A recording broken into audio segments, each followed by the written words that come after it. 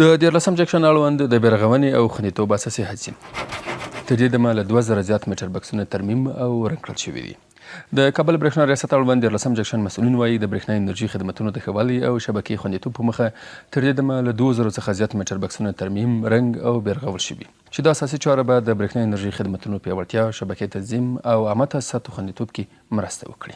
د 14 جکشن ټول اړوند ساحو کې د برېښنا د صنادیقو ترمیم او د رنګوالۍ چارې په اساسي او منظم ډول جریان لري.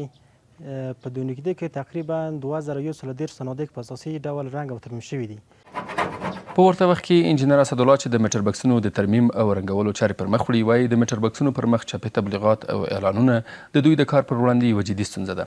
د هغه په وینا دغه ډول کړنې نه یوازې د عامه تاسیساتو ښکلا او خوندیتوب زیانمنوي، بلکې د تخنیکی اصلاحاتو پر مهال کاری خنډونه هم رامنځته کوي. در قسمت کندنش خیلی وقت میگیره، زمانی که ما رو میکنیم بسیار وقت میگیره و همچنان مشکل است کندنش و بعضی از تبلیغاتش کندم نمیشه و به خاطر اینا خیلی صندوق ها رو تخریب میکنن. به مو لحاظ اگر هموطنای ما میرن نصب نکنن سر صندوق ها بسیار عالی میشه.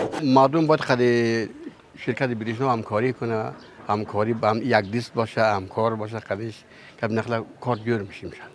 14 جکشن مسؤلین همدارا زیاتوي اوس مهال د هوا مناسب او اقلیمي شرایطو له امله اړوند برېښنا شبکه کې د اضافه بارۍ کومه جدي ستونزه نه لري. د مسؤلینو په خبره پیرودونکي په نورمال ډول له 100 ساعتونو څخه زیاته برېښنا ترلاسه کوي چې دا د شبکې د ښه ثبات څرګندونه کوي. فعلا د اضافه بارۍ ستونزې موږ نه لرو، کمې دي بیخي. تقریبا تر 22 یا تر 23 حتی تر 40 ساعتو پورې موږ برېښنا لرو. د کابل برېښنا ریاست مسؤلینو پیرودونکو غواړي څو د برېښنا شبکې او عامه تجهیزاتو په ساتنه کې دوامداره همکاري ولري.